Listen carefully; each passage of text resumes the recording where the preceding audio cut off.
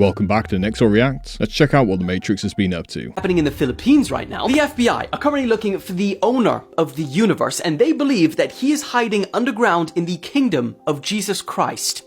Yeah, you see, this is Apollo Kibuloy. He says that he's the appointed son of God and beloved pastor to 7 million people, but authorities say that he's a cult leader and wanted for horrendous crimes. So, take your pick. He's on the FBI's most wanted list for allegedly trafficking women to the US from the Philippines, and local police have been looking for him for months now. But Kibuloy, who is even the spiritual leader for the former president of the Philippines, said that they will never catch him alive. But then, just recently, a staggering 2,000 police raided his Kingdom of Jesus Christ compound, and one of his supporters even died from a heart attack trying to defend it. I mean, this place is so massive that they even have their own events arena that has a higher capacity than Manchester United's stadium. No wonder bro believes that he's the owner of the universe. And using equipment that is believed to be able to detect people behind walls and underground based on their heartbeat alone, police found an eerie secret layer 90 feet underground. Reports claim that they are separated into 3 levels to divide women based on their attractiveness. Now, police haven't found Kibuloy yet, but they still believe that he is hiding somewhere at this massive compound. That's the first time I've heard of that individual and his crazy cult. Absolutely fascinating how people can become so influential that they have a cult following like that, and they will literally attach themselves and their whole core identity to these people. You gotta wonder how desperately these people seek some form of hope for something more in this life, and how much of an impact the perception of something that is bigger than them will have on their psychology and what it will make them do. Let's hope that these people are okay and that they are found safe, and that this person, if necessary, is brought to justice. So in the 1920s, Iraq, they were rumored to have found this ancient technology called the Stargate. The Enterprise? It's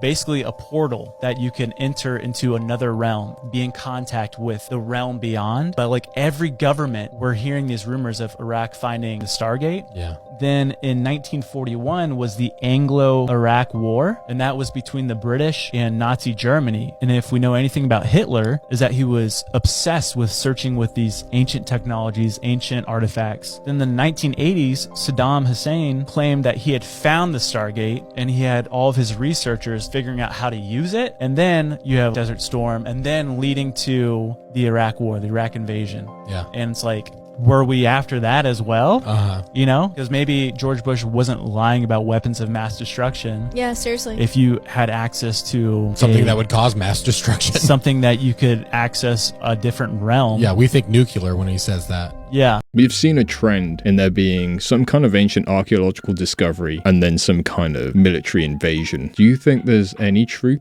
to this theory, or do you think it's just fantasy? Let me know in the comments below. The following video is for pure speculation because it's odd. It's something that you typically don't see, and the locals in the area have never seen something like this. What appears to be a seaplane and a blacked out military-grade helicopter meet as some sort of drop off individuals, maybe some gear, and then they leave. But it's, like I said, it's weird. It's not something you typically just randomly see on a river and catch. This took place on the Saskatchewan River, and again, locals have never seen something like this, and they have no idea why it would go down. So take a look and give me some guesses on what you think what happened or what they were doing.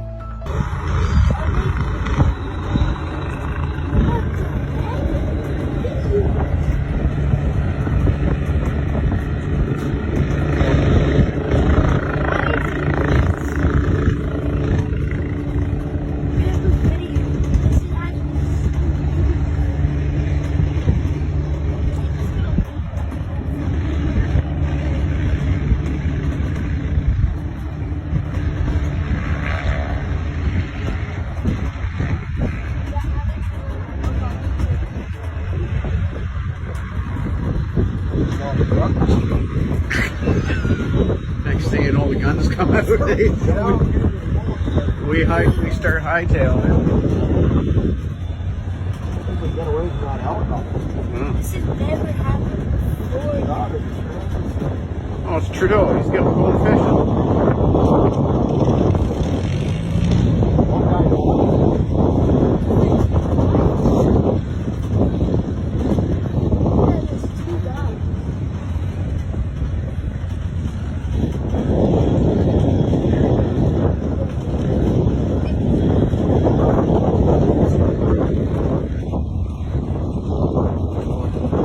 And it's just two billionaire bros meeting to hang out for a little bit on the riverside, get a bit of fishing in, you know. Now, it did look very odd, right? I wasn't really able to make out whether that helicopter was military grade. You know, it was definitely blacked out. As for the purpose of what was taking place on that video, your guess is as good as mine. It could literally be anything. But I sincerely doubt it's anything really suspicious, considering the fact that it was obviously not well hidden from public view. Otherwise, we wouldn't have the footage. I suspect if there was anything untoward taking place, it would be done under the cover of darkness and not where eyes could see. Lovelock Cave in Nevada is the site of one of the most intriguing giant-related discoveries. In the early 20th century, miners excavating bat guano reported finding large skeletal remains, some measuring up to 12 feet in height. Local Paiute legends spoke of the CT Ka, a race of red-haired giants who were enemies of their ancestors. The Paiute legend and the discovery of these remains have led to speculation that the CT Ka were real. However, many of the bones have since disappeared or been dismissed as hoaxes. Patagonia has long been associated with giants, dating back to the reports of early European explorers like Ferdinand Magellan and Sir Francis Drake. They described encounters with towering natives, some reportedly over 9 feet tall. While these accounts are fascinating, there is little concrete evidence to support the existence of such giants. It's possible that these descriptions were exaggerated or misunderstood. However, they contribute to the rich tapestry of giant legends around the world. In North America, the Great Serpent Mound in Ohio is another site linked to legends of giants. Some researchers believe that the mound was constructed by a race of giants described in the oral traditions of various Native American tribes.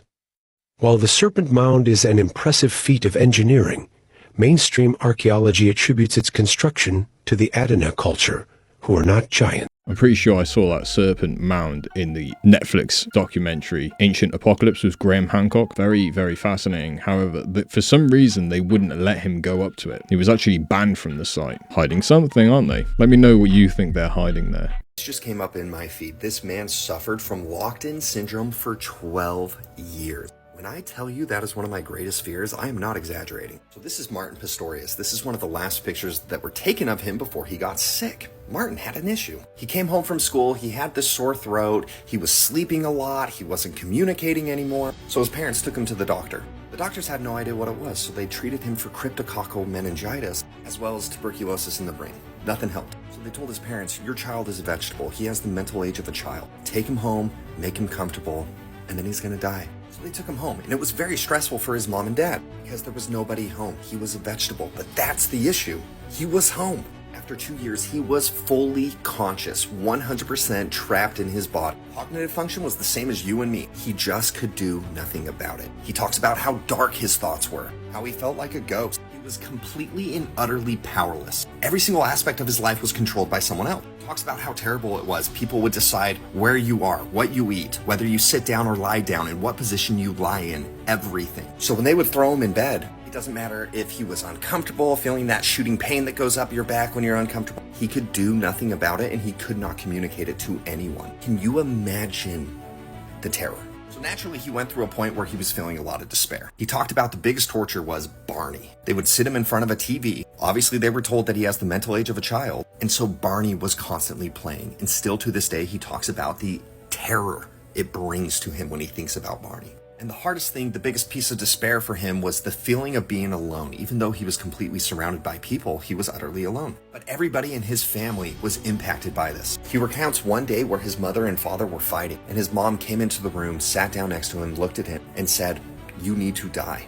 All of this time, battling with his thoughts, with his emotions, allowed him to grow. He talks about how that broke his heart in a way, hearing that from his mother, but also how he could sympathize and empathize with her. He really only felt love and compassion for her. He talks about the pain that he felt because all he wanted to do was to communicate to his mom what a great job she was doing.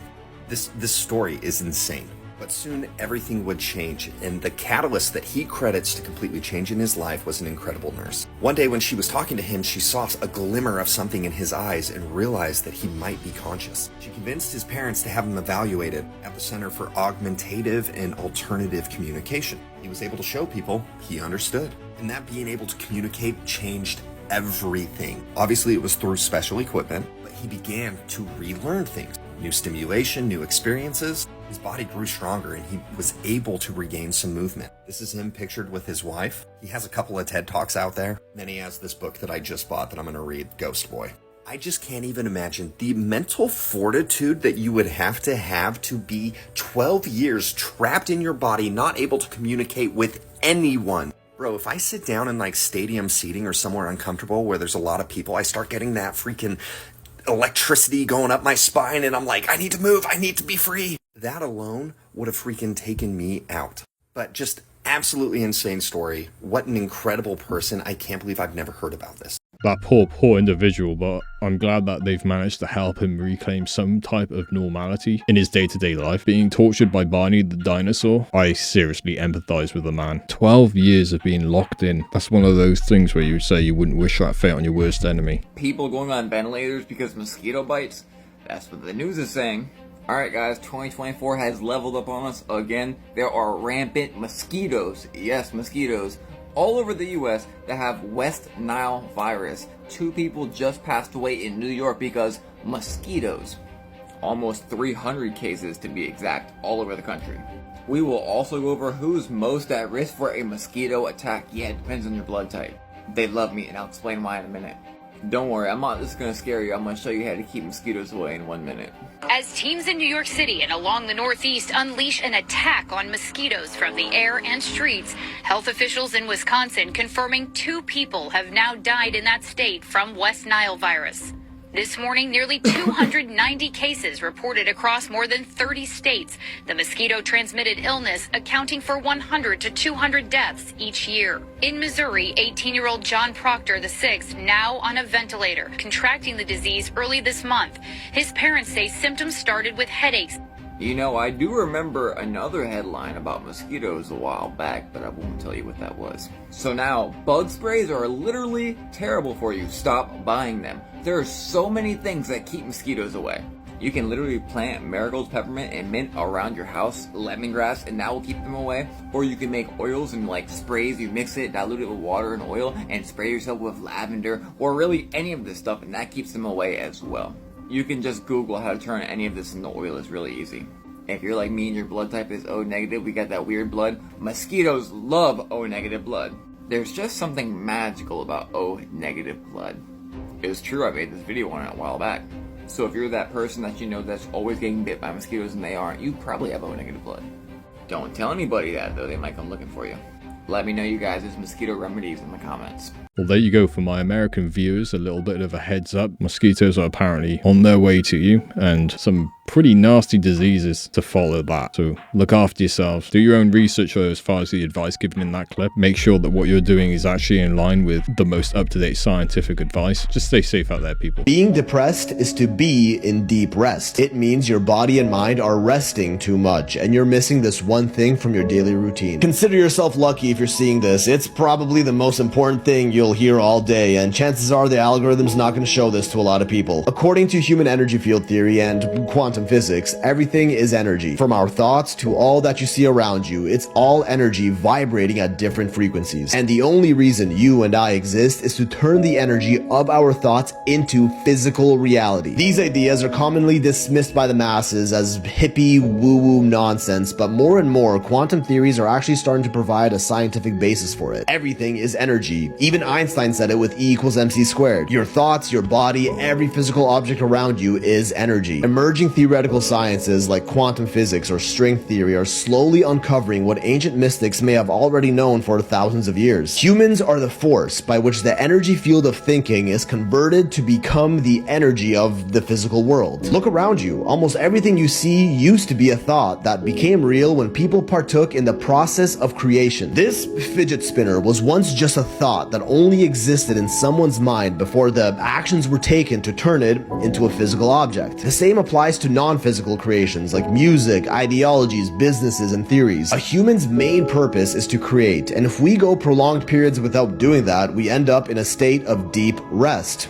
depressed. When was the last time you created something, worked on a side project outside of school or work that you're just excited to work on? It's in moments like those, when we're working towards creating something that we are genuinely passionate about, that we feel the most alive and the furthest from being depressed. We get inspired to create through our information diet. The content we consume, watch, listen to, read about, all either fuels or inhibits our ability to create. Every thought that has entered your head, every bit of information you've consumed in your life has led you up until this point right here. There's a reason we loved stupid cartoons, Lego, coloring books, playing in the sand, or even Minecraft when we were younger. They're all tools, part of our information diet, that if used right can inspire creation. A great childhood consists of consistent creating and imagination, which is why life felt so light and free back then. When we get bogged down with work, school, chores, responsibilities, errands, and are too tired at the end of the day to create, we start getting sad and gloomy. The happiest people are the ones who take on side projects, hobbies, mini passion obsessions on their own terms outside of work or school, or even just those who genuinely love their jobs. Because they are creating something with some sort of end vision in mind. They are turning the energy of their thoughts into physical manifestations. And when they achieve that vision, they move on to the next thing, enjoying the process more than they do the end result. Doctors will never tell you this, because depression is a multi-billion-dollar industry with all the pharmaceuticals and therapists that are meant to keep you hooked on that low state so they can keep getting paid. To be honest, it's kind of the reason I started making these videos. I was bored with where my life was and started creating something I was genuinely interested in and shared it with others. Now, depression may very well be a chemical imbalance in your brain that needs physical attention, so this is not medical advice by any means. But don't use that as an excuse to not even try to create, to work on something meaningful in your life. Don't let those doubtful thoughts in your mind or even the opposing comments on this video put you down. Every human brain will feel happier if they are creating, working on something they genuinely love and believe in every single day. Jordan Peterson said it best: work as hard as you possibly can on at least one thing every single day and see what happens. Give it a shot. Think about everything you loved doing when you were younger and write it all down in a giant list. Then narrow it down to a handful of root reasons as to why you were interested in everything in that list to begin with. Read that list every day and fine-tune your information diet to only things that support that list, and eventually a stroke of inspiration, an idea so amazing that you will have no choice but to pursue it, will hit you. And that idea will cause your mind to shift and to actually be genuinely excited to create whatever that thing is in your life and awaken from your state of deep rest. Try it if you feel like you're ever stuck in a mental rut.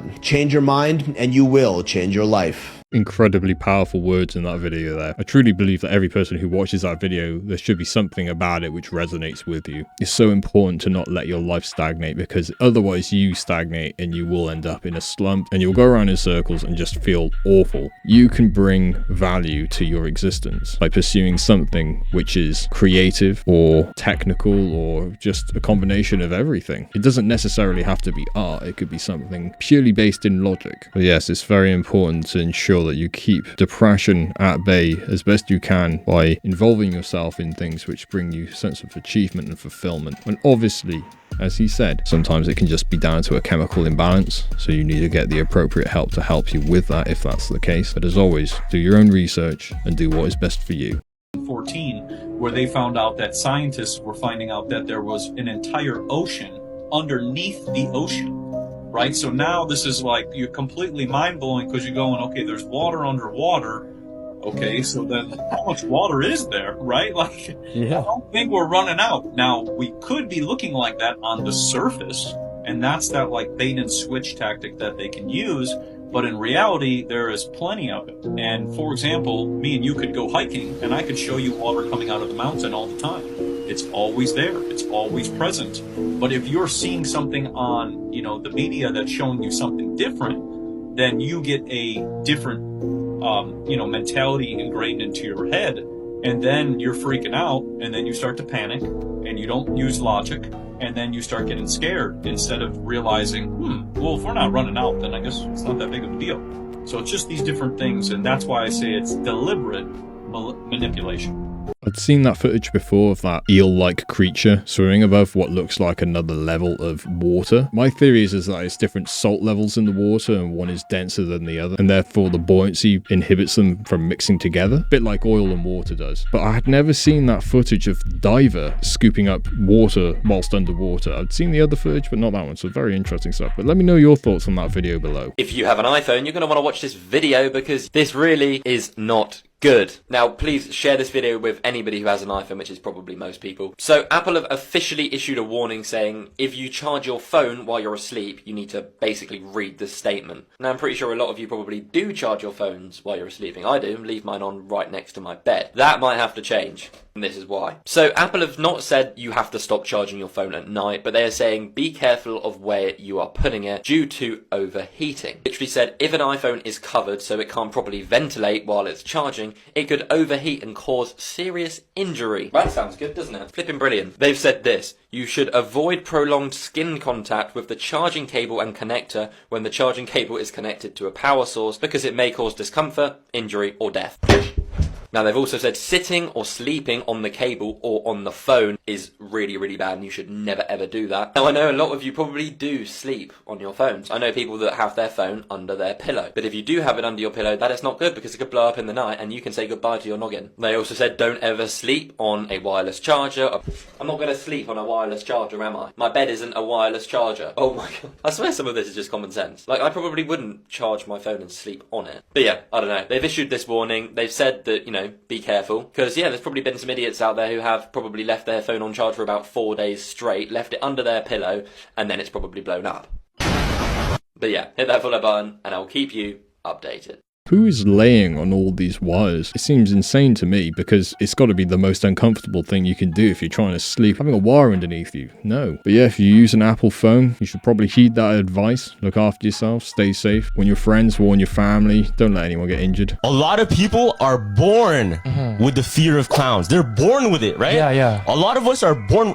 Some people are born with fear of snakes, fear of like actual like crocodiles, water. Yeah. Shit you'll see in the wild. But why clowns? Why are people born with a fear of clowns? Where do we see clowns in the wild, right? Now the theory is that they're in the other dimension, in the sleep dimension, or even that plane that we can't see, and maybe those people on psychedelic trips that see those gestures are reaching that plane. Because just like the multiverse or just like different dimensions, we could be living here right now, right? But there could be shit going on around us that we can't see, that we physically can't see, but we can see through a different lens.